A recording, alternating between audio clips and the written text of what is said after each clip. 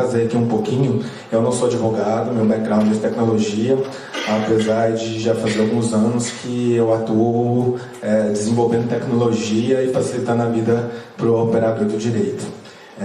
Eu sou o CEO do Exijur e lá a gente tem um slogan, né? Work Smarter, Not Harder, né? Trabalhe inteligente, né? Não dificilmente, né?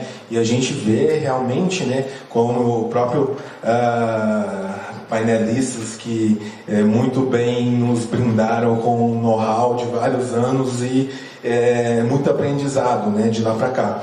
Mas a gente vê, atendendo diversos tipos de departamento jurídico, que realmente vem de um trabalho muito árduo, muito difícil, algo realmente muito braçal, vamos dizer assim. E a gente tem vivido um boom da tecnologia, né? Porque para enfrentar esses problemas aqui que a gente vive tipicamente no judiciário brasileiro, com muita tecnologia, porque é humanamente impossível dar conta de toda a burocracia e todos os problemas que todo o judiciário brasileiro traz para a gente, né? Ao mesmo tempo que todos esses problemas também criam diversas oportunidades, exatamente para a gente desenvolver tecnologia para que possa liberar o profissional, o capital intelectual das pessoas para se dedicarem ao que de fato só o humano consegue fazer, né? A gente vê que realmente fala-se muito de inteligência artificial, que a tecnologia vai substituir o advogado. Isso nunca vai acontecer. Mas sim, aquele advogado que não souber como catalisar a utilização da tecnologia, a prática do seu dia a dia, ao direcionamento estratégico do que ele efetivamente precisa entregar lá na ponta, esse sim tem uma grande oportunidade de deixar de ter demanda para ele, né? Então, dentro hoje do Exijur, né, a gente consegue entregar uma possibilidade que a gente possa, dentro de uma única ferramenta, entregar toda a inteligência de ponta a ponta em toda a esteira do back-office jurídico, seja para um jurídico que terceiriza para outros escritórios, ou seja aquele jurídico que tem o back-office internalizado. A gente tem visto que, principalmente nesse ponto, muito dos casos onde os departamentos acabaram terceirizando muito, acabou se tendo um prejuízo e uma performance muito prejudicada. E vendo alguns departamentos fazendo agora um movimento inverso, internalizando novamente algumas demandas que são muito sensíveis, né? Então isso como que é possível fazer isso hoje? Através da tecnologia. Mas a tecnologia que possa, de fato, entregar o que realmente promete, né? A tecnologia que a gente possa não criar um emaranhado de soluções mais ou menos integradas que, no final das contas, você precisa de fazer mágica para catalisar todas aquelas informações. Então, como que a gente faz isso? Qual que é a forma diferente que a gente utiliza para fazer isso com os clientes que a gente atende? Muito baseado em Legal Design Thinking, trazendo a metodologia muito utilizada em startups, em organizações que têm no seu DNA o método Lean e desenvolvimento Agile. Trazer isso para dentro da área jurídica é um passo que realmente para os clientes que a gente tem atendido é um divisor de águas. Porque quando você pega algumas ferramentas, na verdade ela acaba sendo orientada a dados, você torna a organização muito mais data-driven, né? Mas a qual custo? A qual custo que você precisa ter para conseguir minerar e trabalhar e tratar e desenvolver todos esses dados para gerar a inteligência necessária, né? Então, através do design, a gente consegue entregar isso de uma maneira muito mais intuitiva, pensando muito na experiência de vocês, como gestores, de como vocês vão catalisar isso, quão fácil é catalisar todas essas informações, seja elas através de robôs que capturam os dados públicos em diversas fontes que a gente tem disponível hoje, seja através da parametrização do input dessas informações pelo humano, né, que é feito com o enriquecimento dessa base de informações públicas, né?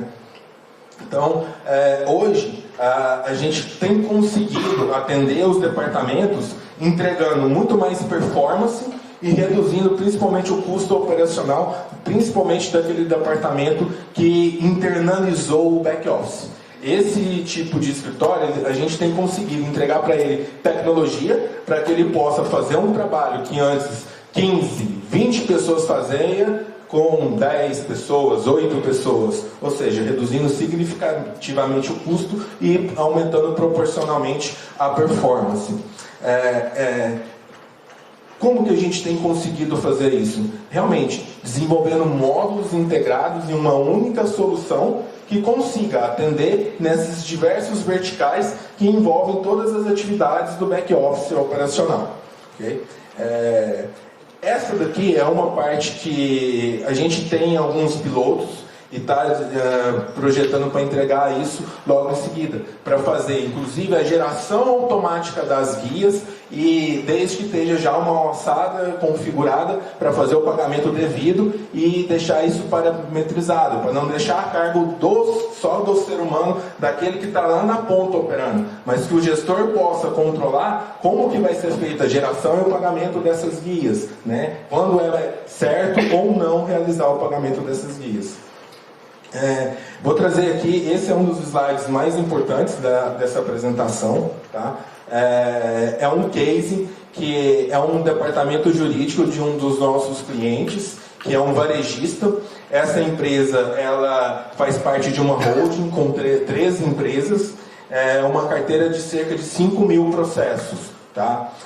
Com a implementação da solução, a gente encontrou um gestor e uma equipe totalmente engargalada, com a demanda que tinha, um histórico passado de 20.000 processos e 5.000 processos ativos.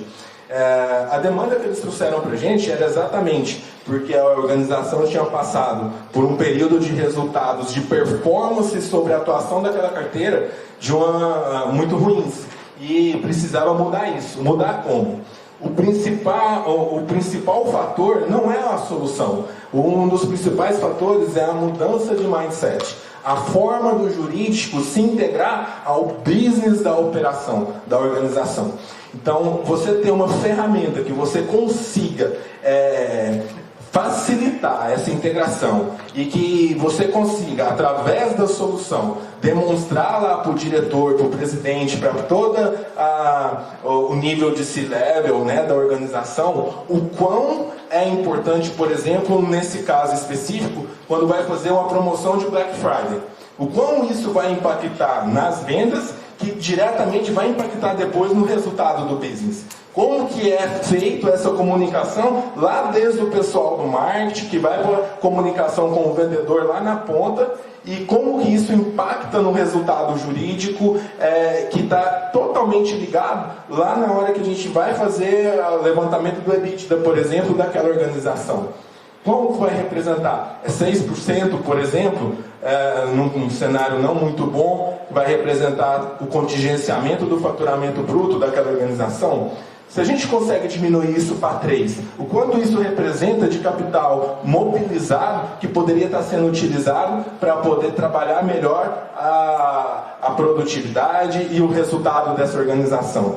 Então, após a implementação, dentro desse cliente em específico, a gente conseguiu fazer com que ele diminuísse a quantidade de humanos que eram robotizados dentro do departamento. Ou seja, a gente conseguiu liberar capital intelectual dentro da organização e utilizar esse capital intelectual para melhorar a performance do resultado da equipe jurídica. Com isso, o gestor ele passou a ter um papel quase que segundo na hierarquia dentro da empresa, porque o olhar jurídico diante de todas as outras estratégias da organização tem impactado principalmente quando a gente vem aqui para o Brasil, que é um ordenamento jurídico baseado em civil law, que tudo é judicializado, né? Principalmente essas demandas de consumidor. Então, a gente consegue hoje, como que a gente faz isso? Só com tecnologia? Não. A gente consegue fazer isso integrando as pessoas que fazem parte do departamento a entender como que ela pode aproximar a comunicação com as outras áreas da organização. Então, além disso, como que a gente entrega de fato na ponta isso? Não é só a tecnologia por si só, os robôs por si só, eles não fazem nada sozinhos. Mas a gente habilita com que o gestor, o know-how que cada departamento adquiriu ao longo dos anos, possa ser transferido através de uma parametrização da solução, para que a própria solução possa entender qual que é a forma que ela vai operar, para que ela possa aprender com o operador. Certo? E a gente cria uma camada, porque é muito importante, porque a gente vê que às vezes tem muitas soluções bacanas, coisas muito avançadas, mas que são subutilizadas. Como que a gente faz isso? Capacitando essas equipes e aproximando essa comunicação, porque às vezes as pessoas se sentem seguras na zona de conforto delas. Não necessariamente a zona de conforto é um lugar confortável. As pessoas têm dificuldade de lidar com o novo. A gente está falando aqui de uma profissão que é uma das profissões mais antigas que a gente tem na face da Terra, né? Então, ainda assim, esse aculturamento para ser aberto ao novo e entender como que pode ser utilizado para melhorar principalmente a vida das pessoas e mitigar o risco das organizações, a gente precisa de aproximar as pessoas como parte dessa mudança, não só a tecnologia. A tecnologia ela é simplesmente um canal para que isso possa acontecer, mas não é o fim em si, né? Então, na Exijura, a gente utiliza esse posicionamento para empoderar cada vez mais o advogado, o operador do direito e melhorar a relação entre as pessoas. A relação entre o jurídico e as outras áreas da empresa, a relação entre o consumidor e as organizações e melhorar a vida das pessoas em geral. Então, basicamente é isso que a gente tem feito, utilizando a tecnologia como embasamento para conseguir atingir esse objetivo. Muito obrigado. Eu acho que para que isso seja possível, você trazer uma oportunidade de mudança de mindset para os C-levels das organizações, para que ele possa passar a olhar o departamento jurídico não mais como um patinho feio, como departamento dentro da organização, mas aproximar isso só é possível com o sistema. Porque você só consegue medir o que você consegue controlar, né? Então, se você precisa, o primeiro ponto, a gente vê hoje que realmente ainda o custo com esse tipo de tecnologia, ele realmente ainda é alto, porque a gente viveu algumas décadas ultimamente com muito pouco desenvolvimento de soluções nessa área. Mas isso está mudando e está mudando muito rápido, porque a gente vê, na verdade, uma bolha de startups, de low-techs e legal-techs nos últimos 18, 24 meses muito grande. E isso está democratizando o acesso à tecnologia. Robôs de coleta de andamento, publicações, isso hoje já é um commodity. Isso hoje você tem N soluções, empresas diferentes que faz isso, né? Agora, como que vai ser utilizado esses dados? Qual que é o output necessário para que a gente consiga entender quais são os vetores na hora de gerar um BI? Qual que é o valor que eu preciso extrair da informação? É isso que é preponderante na hora que eu vou escolher a solução X, Y, Z. É isso que vai ser decisivo na hora que eu for escolher essa solução e ter que demonstrar que a efetividade que o investimento que a organização fez na implementação dessa tecnologia traz diretamente para o impacto no business da organização. Então, esse cuidado, ele é muito importante para que a gente consiga continuar evoluindo. E, é claro, lá na Exijur, o que a gente fala? O que é a única coisa que pode matar o meu negócio? É não escutar vocês. É não ouvir o advogado. É não ouvir o operador que está lá na ponta. Isso é a única coisa que pode destruir a minha empresa e que é uma empresa com base tecnológica.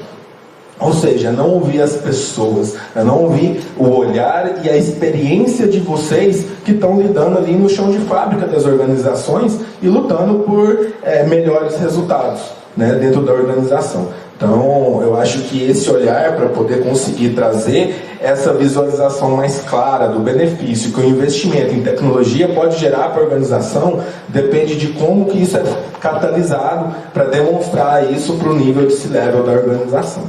Respondendo a segunda pergunta sobre os processos mais antigos, a gente mostrei num segundo slide que a gente tem hoje no país, né, mais de 400 sistemas diferentes, né, de tribunais. Você fala, por exemplo, o PJE. O PJE é um só? Não. O PJE em cada estado é um PJE diferente. Não existe uma padronização, né? E pensando principalmente, quando a gente vai para o norte, nordeste, a tecnologia dos tribunais ainda é tecnologia de 30, 40 anos atrás. Então é algo que hoje, principalmente a minha empresa e a maioria das empresas que a gente vê desenvolvendo tecnologia, é que esses processos estão encerrando. E esses tribunais estão, no seu tempo, é claro, né, mudando um pouco a tecnologia do lado dos tribunais. Para esses processos físicos mais antigos, a gente não desenvolve nenhum outro tipo de tecnologia, porque é uma tecnologia que nasce morta. E só que uma vez a gente tendo no país muito o desenvolvimento técnico da matéria técnica jurídica baseado em jurisprudências e precedentes, a gente vê que hoje, com o advento da internet, a popularização disso e a polarização, principalmente, que acontece aqui no país, ela é algo que invariavelmente vai precisar levar em consideração não só a jurisprudência, mas o impacto daquela decisão nos próximos anos.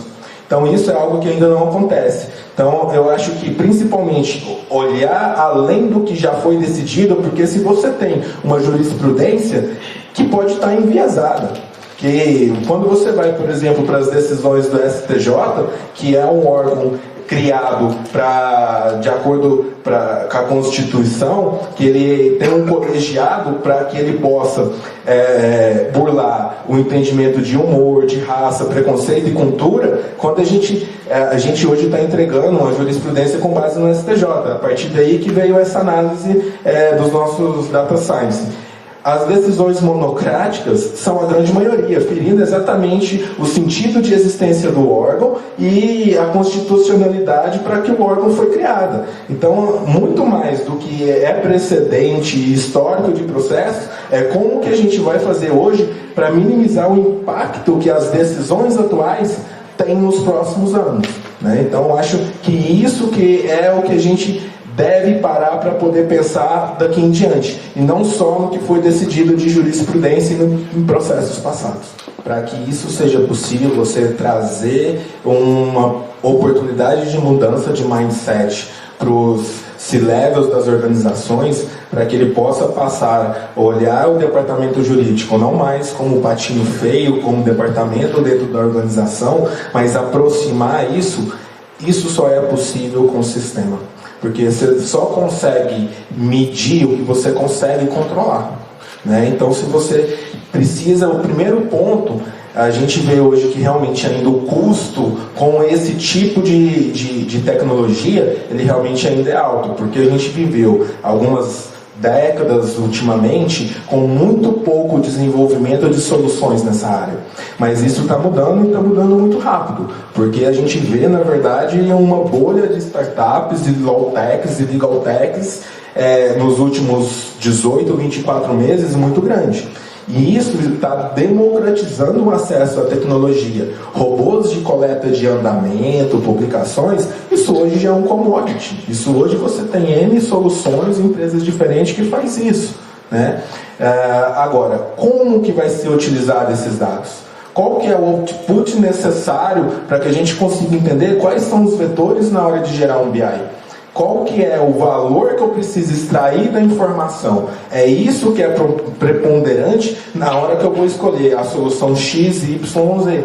É isso que vai ser decisivo na hora que eu for escolher essa solução e ter que demonstrar que a efetividade que o investimento que a organização fez na implementação dessa tecnologia traz diretamente para o impacto no business da organização.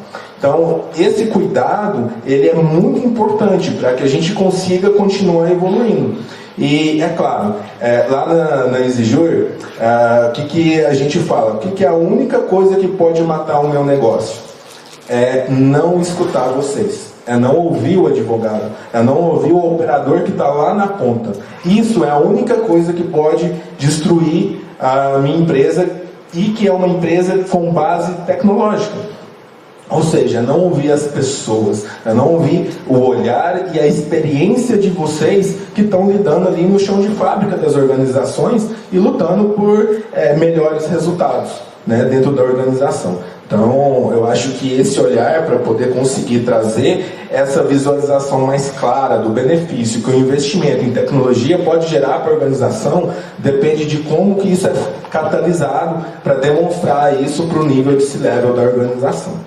Respondendo a segunda pergunta sobre os processos mais antigos, a gente mostrei no segundo slide que a gente tem hoje no país, né, mais de 400 sistemas diferentes, né, de tribunais. Você fala, por exemplo, o PJE.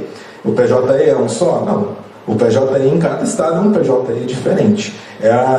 Não existe uma padronização, né? E pensando principalmente, quando a gente vai para o norte, nordeste, a tecnologia dos tribunais ainda é tecnologia de 30, 40 anos atrás. Então é algo que hoje, principalmente a minha empresa e a maioria das empresas que a gente vê desenvolvendo tecnologia, é que esses processos estão encerrando. E esses tribunais estão, no seu tempo, é claro, né, mudando um pouco a tecnologia do lado dos tribunais.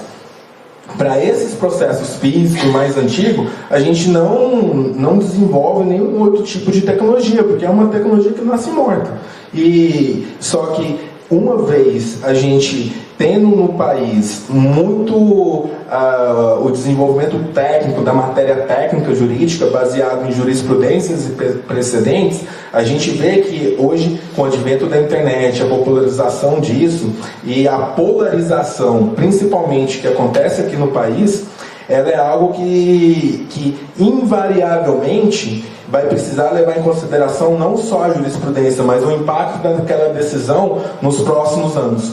Então isso é algo que ainda não acontece. Então eu acho que principalmente olhar além do que já foi decidido, porque se você tem uma jurisprudência que pode estar enviesada, que quando você vai, por exemplo, para as decisões do STJ, que é um órgão criado de acordo com a Constituição, que ele tem um colegiado para que ele possa burlar o entendimento de humor, de raça, preconceito e cultura, quando a gente hoje está entregando uma jurisprudência com base no STJ. A partir daí que veio essa análise dos nossos data science. As decisões monocráticas são a grande maioria, ferindo exatamente o sentido de existência do órgão e a constitucionalidade para que o órgão foi criado. Então, muito mais do que é precedente e histórico de processo, é como que a gente vai fazer hoje para minimizar o impacto que as decisões atuais têm nos próximos anos, né? Então, acho que isso que é o que a gente deve parar para poder pensar daqui em diante, e não só no que foi decidido de jurisprudência em processos passados. E me surpreendeu, não sabia que o STJ agora ele trabalha com sistemas já para identificar a admissibilidade do RESP, né? Sim.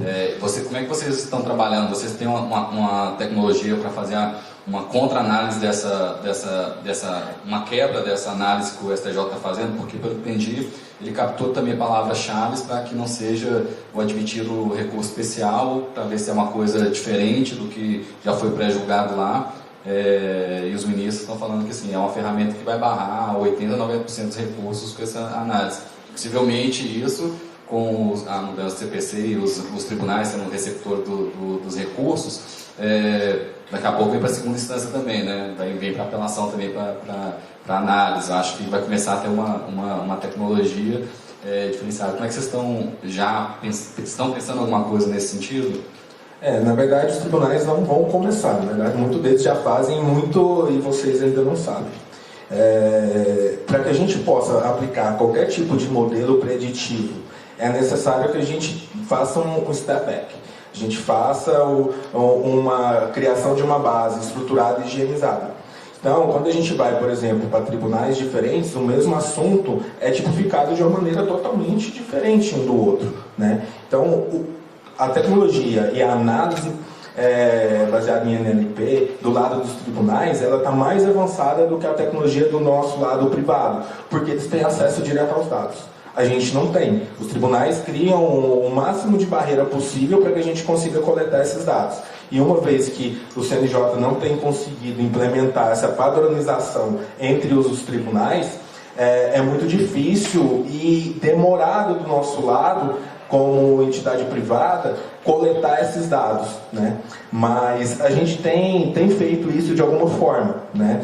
Então, por mais que eles dificultem, né, a estrutura para que a gente consiga ter acesso aos dados, isso é algo que a gente vê do lado privado, muita espuma, muita gente falando de inteligência artificial, de preditividade, de jurimetria, quando muito as empresas e as soluções têm meramente uma estrutura de solução baseada em árvore de soluções, e estatística e algumas análises meramente feitas por palavra-chave, né? A gente tem uma variação de escrita e sinônimos dentro do judiciário muito grande aqui no Brasil. Quando a gente vai para fora do país, a gente vê principalmente os documentos muito mais padronizados, a formularização de documentos fora do país já é algo que acontece já há alguns anos, né? Então, do nosso lado aqui, a preditividade e a análise desse tipo de variação, ela ainda vai demorar um pouco para se desenvolver, mediante a dificuldade de acesso aos dados, né? Então, dentro do Exigir hoje, a gente só entrega o que a gente garante 100%. A gente está trabalhando nisso, a gente hoje tem um data science especialista nisso e a gente está criando algumas soluções para que a gente possa entregar a partir do ano que vem baseado nisso, principalmente com as decisões superiores. O Exigir é uma empresa nova, nós ainda somos uma startup, a gente tem 3 anos de mercado, atuando realmente diretamente no mercado, e a gente cresceu e amadureceu a ferramenta em uma velocidade incrível. Hoje a gente tem cerca de 50 mil advogados utilizando a nossa ferramenta. Então, os dados gerados por esses advogados, eles nos geram a possibilidade de criar o nosso próprio modelo preditivo, mapeando todo o lastro de entendimento e know-how desses escritórios e advogados que utilizam a ferramenta. Mas isso só é possível quando a gente tem uma base muito grande de advogados utilizando a ferramenta. E principalmente a parte de workflow, a gente tem 2 níveis de workflow dentro da solução.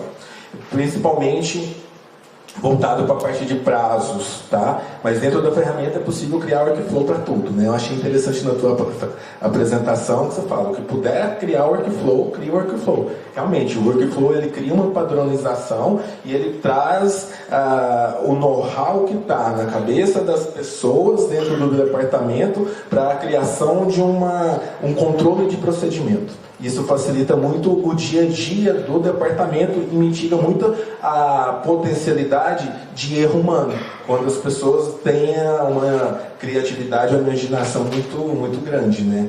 E um segundo nível de workflow é onde, por exemplo, a inteligência artificial ela não faz sozinho. Você vai treinar a inteligência artificial para que ela possa operar de acordo com o seu entendimento operacional e estratégico e técnico do departamento. Por exemplo, dentro da ferramenta o robô coleta automaticamente um mandamento ou uma publicação baseado nessas palavras-chave que você mesmo configura para que o robô identifique elas, inclusive com variação desses sinônimos, que hoje acontece muito. Você determina qual que é o workflow a ser startado automaticamente de acordo com a análise do robô. Então você vai dar ciência automática, inclusive se você quiser ou não, naquela leitura daquela intimação, e o próprio sistema vai startar toda a distribuição de atividades de acordo com a senioridade e a pontuação de cada tarefa dentro do workflow. Isso sem nenhuma interação humana. A sua interação humana é simplesmente configurar o que você quer que o robô faça. Então vai depender muito não só da tecnologia e da inteligência artificial, mas da sua inteligência jurídica como gestor do departamento, de qual o entendimento que você tem, de qual que é o organograma e o fluxo que tem que ser feito pela tecnologia.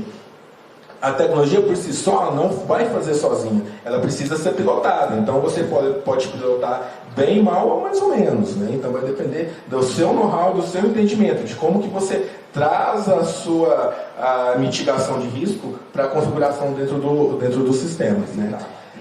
Muitos tribunais já estão trabalhando com isso para identificação de demandas repetitivas, para causas e demandas mais simples, e não é mais o secretário ou o assessor do juiz que está fazendo isso, é a tecnologia, né? Então eles têm procurado a gente para ajudar eles a aplicar esse tipo de análise com base no tipo de tribunal que cada um tem, seja primeira, segunda, terceira instância. Então, diversos deles estão procurando a gente para que a gente possa fazer isso, tá?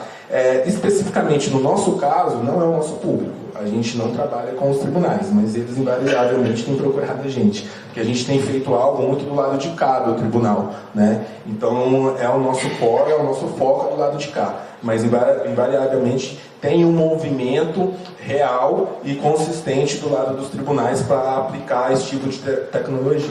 Ela também serve para desafogar, né, o judiciário, né? E um outro ponto que você comentou, que eu acho muito interessante, é a criação de um hub. Nesse hub, onde é distribuído níveis de análise de acordo com o assunto, a matéria, para que isso seja ou não submetido para o judiciário. Então a gente vê hoje muitas ferramentas e ações isoladas. Por exemplo, ferramentas de ODR, ferramentas de gestão. A gente tem hoje um objetivo macro, que é trazer a maioria do operador do direito que realmente hoje trabalha nessa área no país, né? A gente tem mais de 1 milhão de advogados, mas que realmente atuam na área um pouco mais de 70%.